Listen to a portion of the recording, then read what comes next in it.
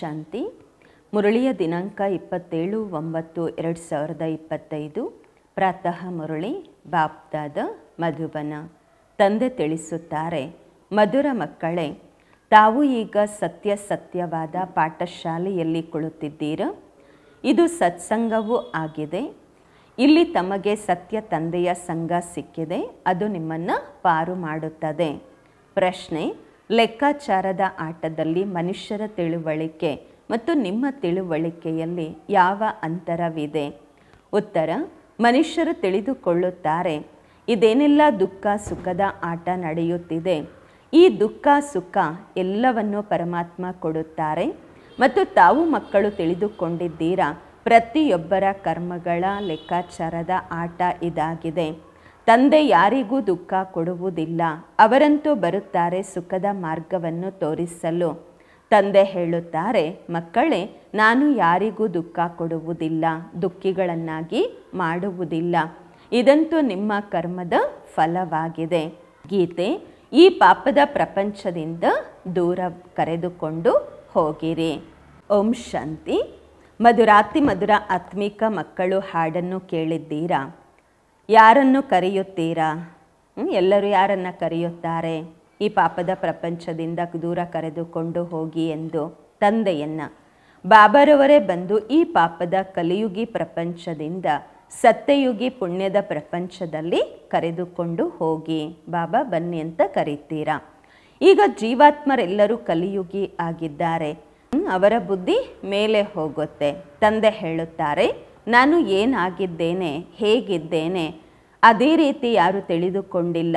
ಋಷಿ ಮುನಿಗಳು ಸಹ ಹೇಳುತ್ತಾರೆ, ನಾವು ರಚಯಿತ ಮಾಲೀಕ ಅಂದರೆ ಅರ್ಥ ಬೇಹದ್ದಿನ ತಂದೆ ಮತ್ತು ಅವರ ಬೇಹದ್ದಿನ ರಚನೆಯ ಆದಿ ಮಧ್ಯ ಅಂತ್ಯವನ್ನು ತಿಳಿದುಕೊಂಡಿಲ್ಲ.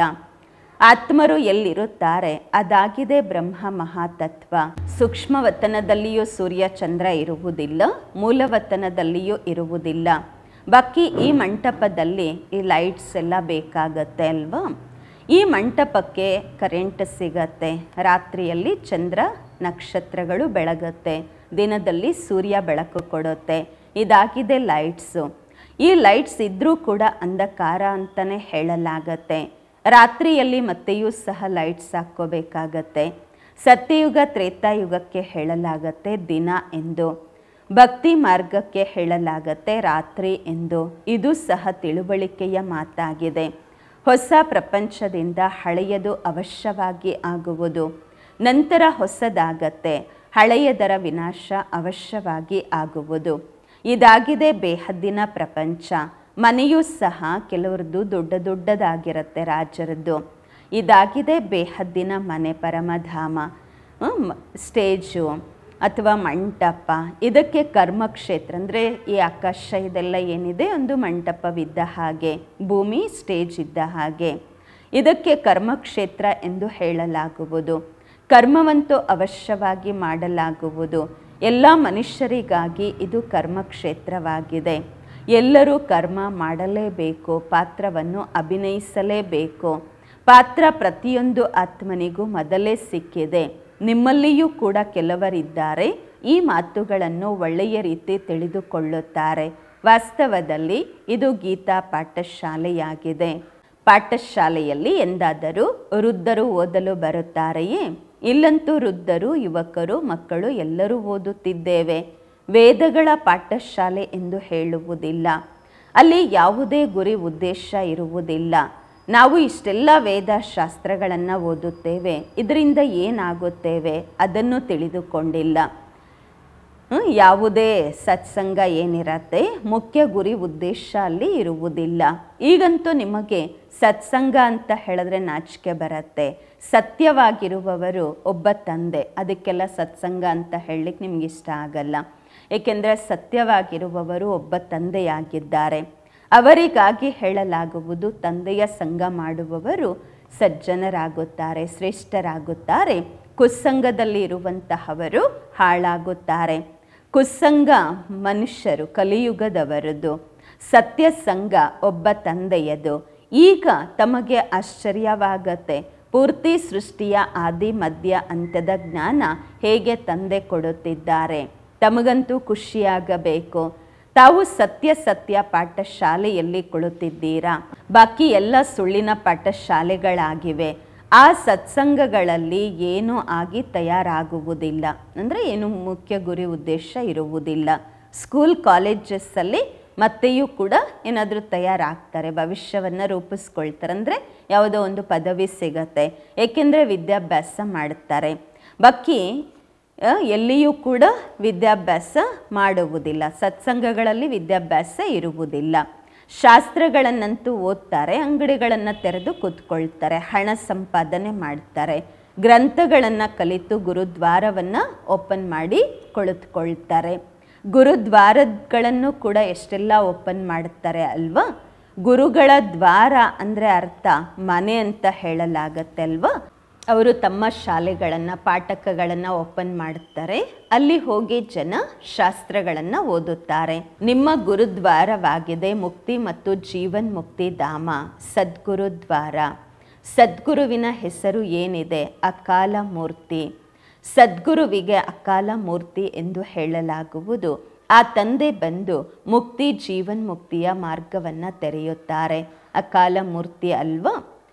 ಅವರನ್ನು ಮೃತ್ಯು ತಿನ್ನುವುದಿಲ್ಲ, ಅವರಿಗೆ ಮೃತ್ಯುವೇ ಬರುವುದಿಲ್ಲ. ಆತ್ಮವಾಗಿದೆ ಬಿಂದು, ಅವರಿಗೆ ಮೃತ್ಯು ಹೇಗೆ ತಿನ್ನುತ್ತೆ? ಆತ್ಮನನ್ನು ಹೇಗೆ ಮೃತ್ಯು ತಗೊಂಡು ಹೋಗುತ್ತೆ? ಆತ್ಮ ಅಂತೂ ಶರೀರ ಬಿಟ್ಟು ಓಡಿ ಹೋಗುತ್ತೆ, ಮನುಷ್ಯರು ತಿಳ್ಕೊಳ್ಳೋದಿಲ್ಲ. ಒಂದು ಹಳೆಯ ಶರೀರ ಬಿಟ್ಟು ಹೋಗಿ ಮತ್ತೊಂದು ಪಡೆಯುತ್ತಾರೆ ಎಂದು. ಇದರಲ್ಲಿ ಅಳುವಂತಹ ಮಾತೇನಿದೆ? ಇದನ್ನು ತಾವು ತಿಳಿದುಕೊಂಡಿದ್ದೀರಾ. ಡ್ರಾಮಾ ಅನಾದಿಯಿಂದ ತಯಾರಾಗಿದೆ, ಪ್ರತಿಯೊಬ್ಬರೂ ಪಾತ್ರವನ್ನು ಅಭಿನಯಿಸಲೇಬೇಕು. ತಂದೆ ತಿಳಿಸುತ್ತಾರೆ, ಸತ್ಯಯುಗದಲ್ಲಿ ನಷ್ಟ ಮೋಹ ಆಗಿರುತ್ತೀರಾ. ಮೋಹಜೀತನ ಕಥೆಯೂ ಇದೆ ಅಲ್ವಾ. ಪಂಡಿತರು ತಿಳಿಸುತ್ತಾರೆ, ಮಾತೆಯರು ಸಹ ಕೇಳಿ ಕೇಳಿ ಮತ್ತೆ ಕುಳಿತು ಗ್ರಂಥಗಳನ್ನು ಬರೀತಾರೆ, ಗ್ರಂಥಗಳು ಇಟ್ಕೊಂಡ್ಬಿಡುತ್ತಾರೆ ತಿಳಿಸ್ಲಿಕ್ಕೋಸ್ಕರ. ಬಹಳಷ್ಟು ಜನ ಮನುಷ್ಯರು ಹೋಗಿ ಕೇಳುತ್ತಾರೆ, ಅದಕ್ಕೆ ಹೇಳಲಾಗತ್ತೆ ಕನರಸ ಎಂದು. ಡ್ರಾಮಾ ಪ್ಲ್ಯಾನ್ ಅನುಸಾರವಾಗಿ ಮನುಷ್ಯರಂತೂ ಹೇಳ್ತಾರಲ್ವ ನಮ್ಮ ದೋಷ ಏನಿದೆ ಎಂದು. ಬಾಬಾ ಹೇಳ್ತಾರೆ, ನೀವು ನನ್ನನ್ನು ಕರೆದಿದ್ದೀರಾ ದುಃಖದ ಪ್ರಪಂಚದಿಂದ ಕರೆದುಕೊಂಡು ಹೋಗಿ ಎಂದು. ಈಗ ನಾನು ಬಂದಿದ್ದೇನೆ ಅಂದಾಗ ನನ್ನ ಮಾತನ್ನು ಕೇಳಬೇಕು ಅಲ್ವಾ. ತಂದೆ ಮಕ್ಕಳಿಗೆ ಕುಳಿತು ತಿಳಿಸುತ್ತಾರೆ, ಒಳ್ಳೆಯ ಮತ ಸಿಗತ್ತೆ ಅಂದಾಗ ಆ ಮತವನ್ನು ಪಡೆಯಬೇಕು ಅಲ್ವಾ. ನಿಮ್ಮದಂತೂ ಯಾವ ದೋಷವೂ ಇಲ್ಲ, ಇದು ಸಹ ಡ್ರಾಮಾ. ರಾಮರಾಜ್ಯ ರಾವಣ ರಾಜ್ಯದ ಆಟ ತಯಾರಾಗಿದೆ. ಆಟದಲ್ಲಿ ಕೆಲವರು ಸೋಲುತ್ತಾರೆ ಅಂದಾಗ ಅವರ ದೋಷ ಇರುವುದಿಲ್ಲ. ಸೋಲು ಮತ್ತು ಗೆಲುವು ಆಗತ್ತೆ, ಇದರಲ್ಲಿ ಯುದ್ಧದ ಮಾತಿಲ್ಲ. ತಮಗಂತೂ ರಾಜ್ಯ ಭಾಗ್ಯ ಇತ್ತು, ಇದು ಸಹ ಮೊದಲು ತಾವು ತಿಳಿದುಕೊಂಡಿರಲಿಲ್ಲ, ತಮಗೆ ಗೊತ್ತಿರಲಿಲ್ಲ. ಈಗ ತಾವು ತಿಳಿದುಕೊಂಡಿದ್ದೀರಾ. ಯಾರು ಸರ್ವಿಸಬಲ್ ಇದ್ದಾರೆ ಅವರ ಹೆಸರು ಬಹಳ ಪ್ರಸಿದ್ಧವಾಗುವುದು. ದೆಹಲಿಯಲ್ಲಿ ಎಲ್ಲರಿಗಿಂತ ಚೆನ್ನಾಗಿ ತಿಳಿಸುವವರು ಪ್ರಸಿದ್ಧವಾಗಿರುವವರು ಯಾರು? ತಕ್ಷಣ ಹೆಸರು ತಗೊಳ್ತೀರ, ಜಗದೀಶ್ ಬಾಯ್ಜಿ ಎಂದು. ನಿಮಗಾಗಿ ಮ್ಯಾಗ್ಝೈನು ತಯಾರು ಮಾಡುತ್ತಾರೆ ಅಂದಾಗ ಅದರಲ್ಲಿ ಏನಾದರೂ ಬರುತ್ತೆ ಅಲ್ವಾ. ಮ್ಯಾಗ್ಝೈನಲ್ಲಿ ಅನೇಕ ವಿಷಯಗಳು ತಿಳಿಸ್ಲಿಕ್ಕಿರತ್ತೆ ಅಲ್ವಾ. ಅನೇಕ ಪ್ರಕಾರದ ಪಾಯಿಂಟ್ಸನ್ನು ಬರೀತಾರೆ. ಬ್ರಿಜ್ಮೋಹನ್ ಬಾಯ್ಜಿನೂ ಬರೀತಾರೆ. ಬರೆಯುವುದು ಕೂಡ ಈ ರೀತಿ ಮ್ಯಾಗ್ಝೈನ್ಸಲ್ಲಿ ಕ್ಲಾಸಸ್ಸನ್ನು ಬರೆಯುವುದು ಕೂಡ ಚಿಕ್ಕಮ್ಮನ ಮನೆಗೆ ಹೋದಷ್ಟು ಸಹಜ ಅಲ್ಲ. ಅವಶ್ಯವಾಗಿ ವಿಚಾರ ಸಾಗರ ಮಂಥನ ಮಾಡುತ್ತಾರೆ, ಒಳ್ಳೆಯ ಸರ್ವಿಸ್ ಮಾಡುತ್ತಾರೆ. ಎಷ್ಟು ಜನ ಓದಿ ಖುಷಿ ಪಡುತ್ತಾರೆ. ತಾವು ಮಕ್ಕಳಿಗೂ ಸಹ ರಿಫ್ರೆಶ್ಮೆಂಟ್ ಸಿಗತ್ತೆ. ಕೆಲವರು ಪ್ರದರ್ಶನಗಳಲ್ಲಿ ತುಂಬ ತಲೆ ತಿಂತಾರೆ, ಕೆಲವರು ಕರ್ಮ ಬಂಧನದಲ್ಲಿ ಸಿಕ್ಕಾಕ್ಕೊಳ್ತಾರೆ. ಅದಕ್ಕೆ ಅಷ್ಟು ತಯಾರಾಗೋದಿಲ್ಲ, ಜ್ಞಾನವನ್ನು ಅಷ್ಟು ಚೆನ್ನಾಗಿ ತಿಳ್ಕೊಳ್ಳೋದಿಲ್ಲ. ಇದು ಸಹ ಹೇಳಲಾಗತ್ತೆ ಡ್ರಾಮಾ ಎಂದು. ಅಬಲೆಯರ ಮೇಲೆ ಅತ್ಯಾಚಾರವಾಗುವುದು ಕೂಡ ಡ್ರಾಮಾದಲ್ಲಿ ಪಾತ್ರವಿದೆ. ಈ ಥರ ಪಾತ್ರವನ್ನು ಯಾಕೆ ಅಭಿನಯಿಸಲಾಗತ್ತೆ ಅನ್ನುವಂತಹ ಪ್ರಶ್ನೆಯೇ ಬರುವುದಿಲ್ಲ. ಇದಂತೂ ಅನಾದಿ ಮಾಡಲ್ಪಟ್ಟ ಡ್ರಾಮಾ ಆಗಿದೆ, ಅದನ್ನು ಏನೂ ಮಾಡಲು ಆಗುವುದಿಲ್ಲ. ಕೆಲವರು ಹೇಳ್ತಾರೆ, ನಾವೇನು ತಪ್ಪು ಮಾಡಿದ್ದೀವಿ, ಅಂತಹ ಪಾತ್ರ ನಮಗಿಟ್ಟಿದ್ದೀರಾ ಭಗವಂತ ಅಂತ ಕೇಳ್ತಾರೆ. ಈಗ ತಪ್ಪಿನ ಮಾತಿಲ್ಲ, ಇದಂತೂ ಪಾತ್ರವಾಗಿದೆ. ಅಬಲೆಯರು ಏನು ನಿಮಿತ್ತರಾಗ್ತಾರೆ.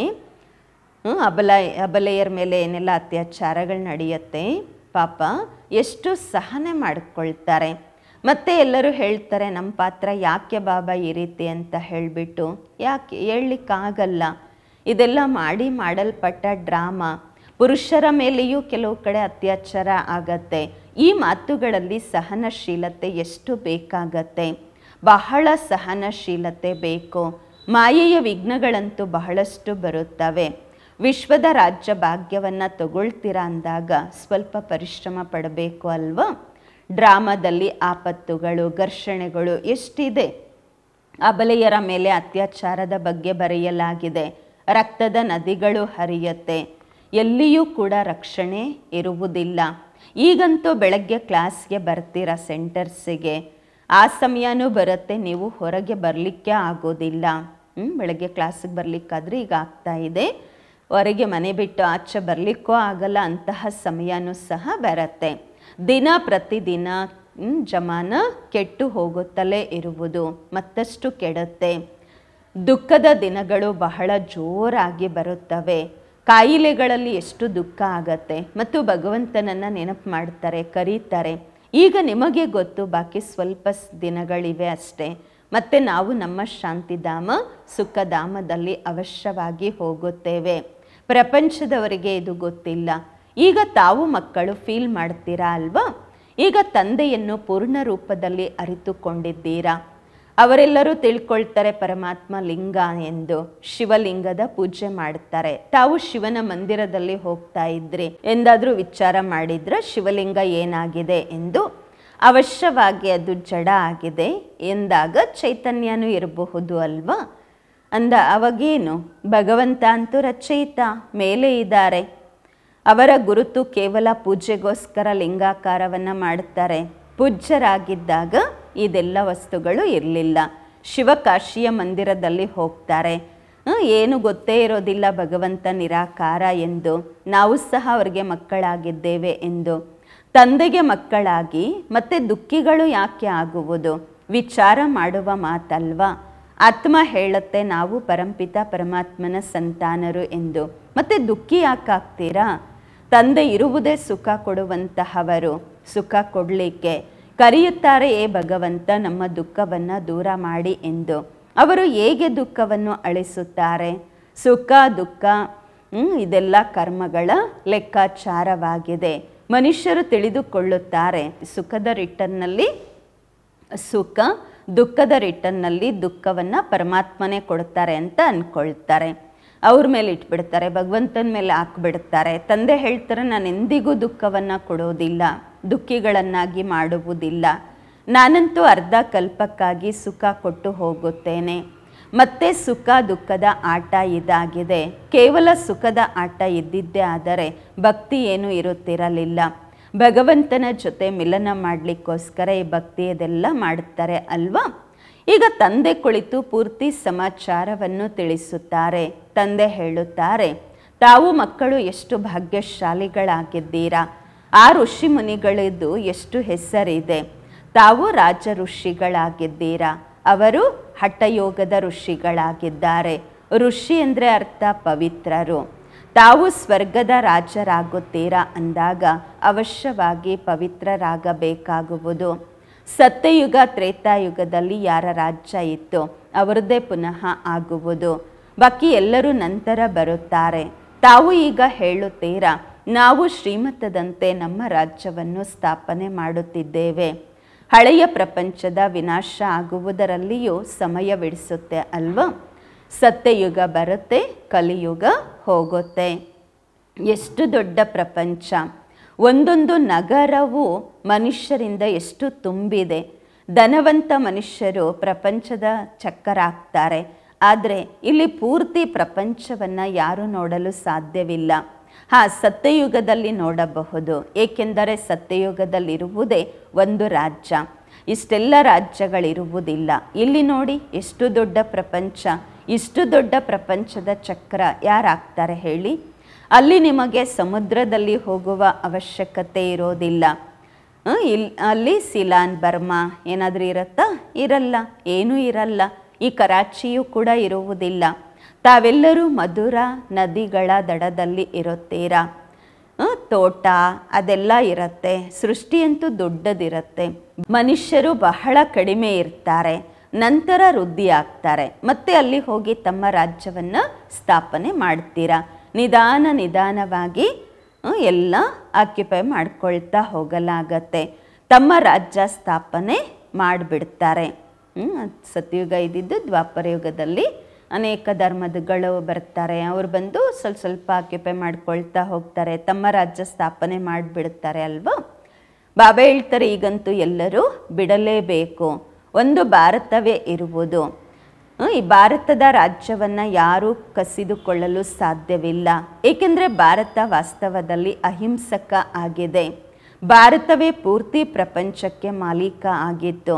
ಅನಂತರ ಎಲ್ಲರೂ ಬರ್ತಾರೆ, ತುಂಡು ತಗೊಂಡ್ಬಿಡ್ತಾರೆ. ನೀವು ಯಾರ್ದು ಆಕ್ಯುಪೈ ಮಾಡಿಕೊಳ್ಳೋದಿಲ್ಲ, ಯಾರ ರಾಜ್ಯವನ್ನು ಕಿತ್ತುಕೊಳ್ಳುವುದಿಲ್ಲ. ಬ್ರಿಟಿಷರು ನಿಮ್ಮ ರಾಜ್ಯವನ್ನು ತಗೊಂಡ್ಬಿಡ್ತಾರೆ. ತಾವು ಭಾರತವಾಸಿಗಳಿಗಂತೂ ತಂದೆ ವಿಶ್ವಕ್ಕೆ ಮಾಲೀಕರನ್ನಾಗಿ ಮಾಡುತ್ತಾರೆ.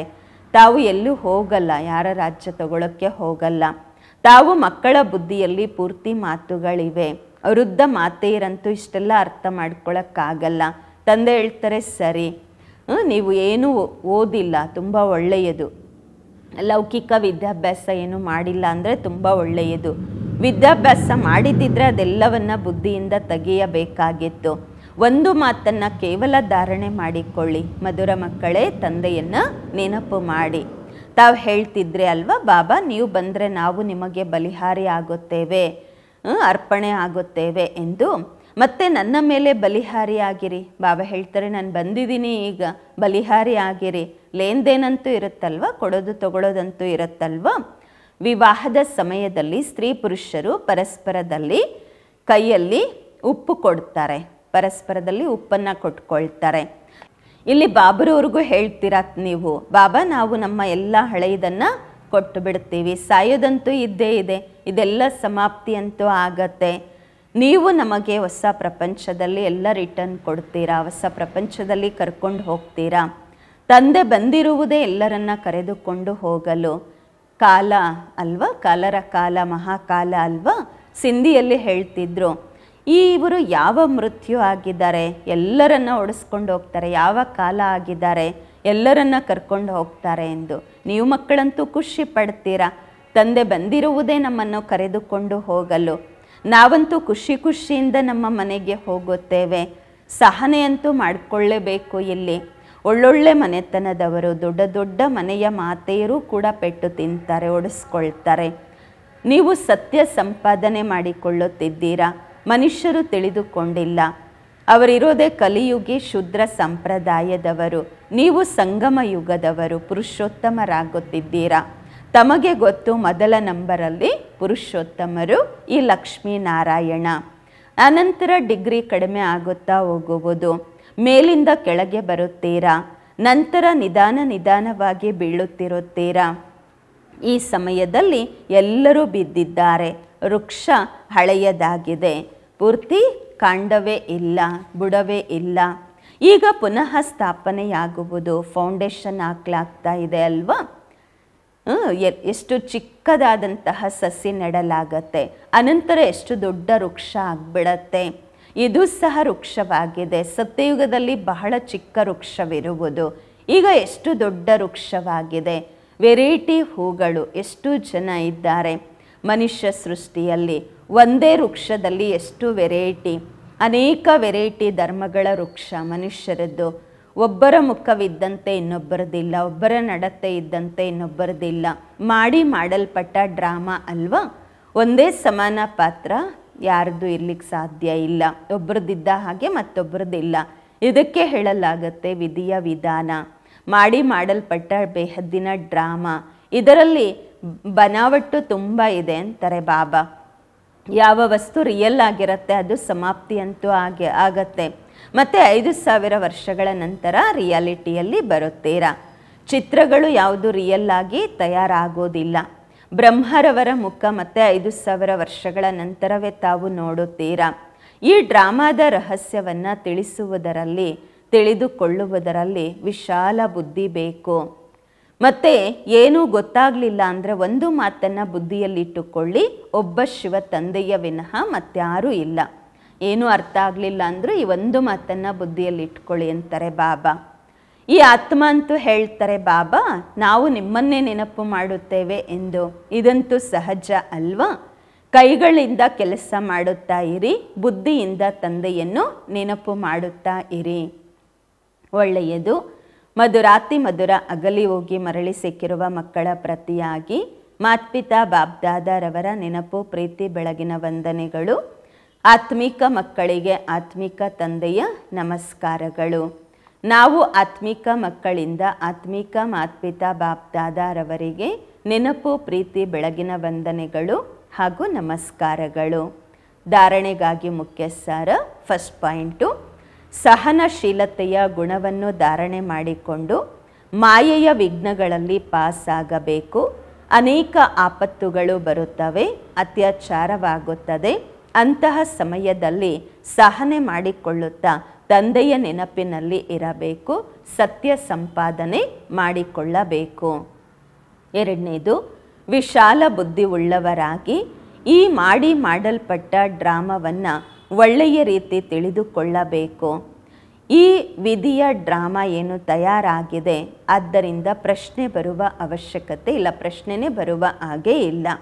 ತಂದೆ ಏನೆಲ್ಲ ಒಳ್ಳೆಯ ಮತವನ್ನು ಕೊಡುತ್ತಿದ್ದಾರೆ ಅದರಂತೆ ನಡೆಯುತ್ತಾ ಇರಬೇಕು. ವರದಾನ, ಮಾಯಾಜೀತ್ ವಿಜಯಿ ಆಗುವುದರ ಜೊತೆ ಜೊತೆ ಪರ ಉಪಕಾರಿ ಆಗಿರಿ. ವರದಾನದ ವಿಶ್ಲೇಷಣೆ. ಇಲ್ಲಿಯ ತನಕ ಸ್ವಕಲ್ಯಾಣದಲ್ಲಿ ಬಹಳ ಸಮಯ ಹೋಗ್ತಾ ಇದೆ. ಈಗ ಪರ ಉಪಕಾರಿ ಆಗಿರಿ. ಮಾಯಾಜೀತ್ ವಿಜಯಿ ಆಗುವ ಜೊತೆ ಜೊತೆಗೆ ಸರ್ವ ಖಜಾನೆಗಳ ವಿಧಾತ ಆಗಿರಿ. ಅಂದರೆ ಅರ್ಥ, ಪ್ರತಿ ಖಜಾನೆಯನ್ನು ಕಾರ್ಯದಲ್ಲಿ ತೊಡಗಿಸಿರಿ. ಖುಷಿಯ ಖಜಾನೆ, ಶಾಂತಿಯ ಖಜಾನೆ, ಶಕ್ತಿಗಳ ಖಜಾನೆ, ಜ್ಞಾನದ ಖಜಾನೆ, ಗುಣಗಳ ಖಜಾನೆ, ಸಹಯೋಗ ಕೊಡುವ ಖಜಾನೆ ಹಂಚ್ತಾ ಇರಿ, ವೃದ್ಧಿ ಮಾಡಿಕೊಳ್ತಾ ಇರಿ. ಯಾವಾಗ ಈಗ ವಿಧಾತತನದ ಸ್ಥಿತಿಯ ಅನುಭವ ಮಾಡುತ್ತೀರಾ, ಅಂದರೆ ಅರ್ಥ ಪರೋಪಕಾರಿ ಆಗುತ್ತೀರಾ, ಆಗ ಅನೇಕ ಜನ್ಮಗಳವರೆಗೆ ವಿಶ್ವರಾಜ್ಯ ಅಧಿಕಾರಿ ಆಗುತ್ತೀರಾ. ಸ್ಲೋಗನ್, ವಿಶ್ವ ಕಲ್ಯಾಣಕಾರಿ ಆಗಬೇಕಾದರೆ ತಮ್ಮ ಸರ್ವ ಬಲಹೀನತೆಗಳನ್ನು ಸದಾ ಕಾಲಕ್ಕಾಗಿ ವಿದಾಯಿ ಕೊಡಿ. ವಿಶ್ವ ಕಲ್ಯಾಣಕಾರಿ ಆಗಬೇಕಾದರೆ ತಮ್ಮ ಎಲ್ಲ ಬಲಹೀನತೆಗಳಿಗೆ ಸದಾ ಕಾಲಕ್ಕಾಗಿ ಬೀಳ್ಕೊಡುಗೆ ಕೊಡಿ. ಅವ್ಯಕ್ತ ಇಶಾರೆ. ಈಗ ಲಗನ್ನಿನ ಅಗ್ನಿಯನ್ನು ಪ್ರಜ್ವಲಿತ ಮಾಡಿಕೊಂಡು ಯೋಗವನ್ನು ಜ್ವಾಲಾರೂಪ ಮಾಡಿಕೊಳ್ಳಿ. ಹೇಗೆ ಕೋಟೆ ಕಟ್ಟಿರುತ್ತಾರೆ, ಅದರಲ್ಲಿ ಪ್ರಜೆಗಳು ಕೋಟೆಯ ಒಳಗೆ ಸೇಫ್ ಆಗಿರ್ತಾರೆ. ಒಬ್ಬ ರಾಜನಿಗೋಸ್ಕರ ರೂಮ್ ಇರೋದಿಲ್ಲ, ಕೋಟೆ ನಿರ್ಮಾಣ ಮಾಡ್ತಾರೆ. ಪೂರ್ತಿ ಪ್ರಜೆಗಳಿಗಾಗಿ ರಕ್ಷಣಾ ಕವಚ ಕೋಟೆಯನ್ನು ನಿರ್ಮಾಣ ಮಾಡ್ತಾರೆ. ತಾವೆಲ್ಲರೂ ಕೂಡ ಸ್ವಯಂಗೋಸ್ಕರ ಸಾತಿಯರಿಗಾಗಿ, ಅನ್ಯ ಆತ್ಮರಿಗಾಗಿ ಜ್ವಾಲಾರೂಪದ ನೆನಪಿನ ಕೋಟೆಯನ್ನು ಕಟ್ಟಿ. ನೆನಪಿನ ಶಕ್ತಿಯ ಜ್ವಾಲೆ ಇದ್ದಾಗ ಪ್ರತಿ ಆತ್ಮ ಸುರಕ್ಷತೆಯ ಅನುಭವ ಮಾಡುತ್ತೆ. ಓಂ ಶಾಂತಿ.